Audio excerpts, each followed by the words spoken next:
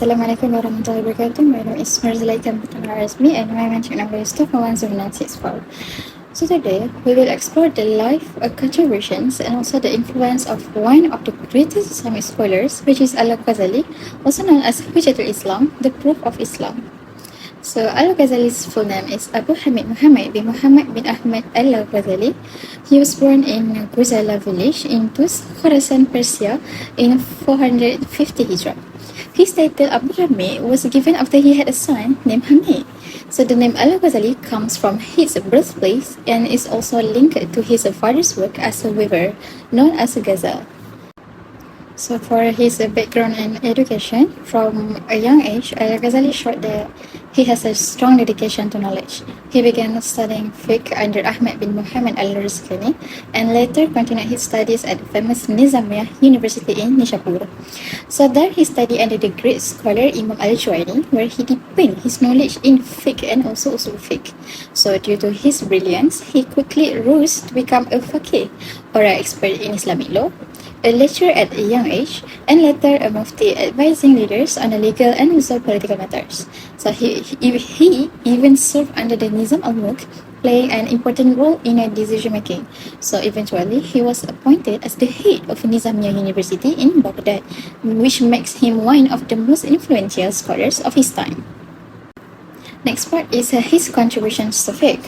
One of Al-Ghazali's greatest contributions was how he transformed the understanding of fiqh.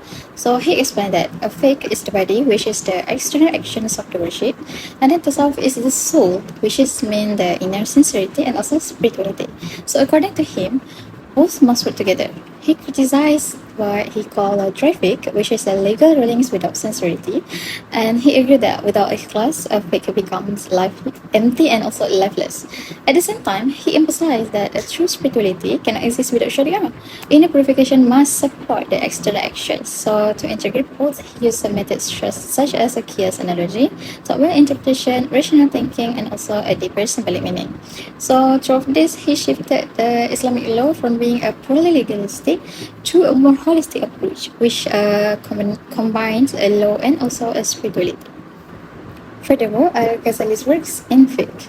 So Al-Ghazali also produced many important works in fiqh and also usul fiqh, including Al-Basit, a detailed discussion of fiqh, Al-Basit, a medium of a legal text, and Al-Wajiz, a concise summary. And then he also wrote Al-Manaqul, which focused on the principles of Islamic law, Shifa al-Ali, focusing on the qiyas and ta'wil, and Al-Zari'ah ila Maqarim al-Shari'ah, that focus on the objectives and ethics on Sharia. So this work show his deep contributions to the Islamic legal tool. For his achievements, Al-Ghazali was known as Hujjatul Islam because of his vast knowledge and also influence. So his achievements includes mastering multiple disciplines, especially in fiqh and also fiqh. Then he writes numerous influential books and also critiquing philosophical ideas that conflicted with Islamic belief. And then most importantly, he reformed the Islamic thought, bridged the gap between scholars and also Sufis, and also he created harmony between law and also spirituality. Throughout his life, Al-Ghazali played many important roles. A scholar's alim in Islamic sciences, a faqih specializing in Islamic law, a teacher and also a lecturer at major institutions, and a mufti and also advisor in governance. He was also a debater, which is engaged with philosophers and theologians, and then a Sufi practitioner focusing on inner purifications, and also a reformer that uniting a fiqh and also tasawwuf.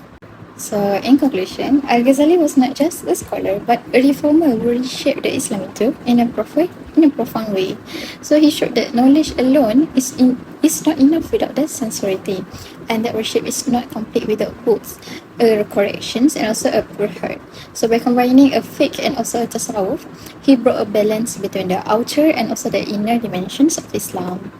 So his efforts helped to resolve a conflict among scholars and also restored a more meaningful understanding of religion, which is one that connects law with spirituality and daily life.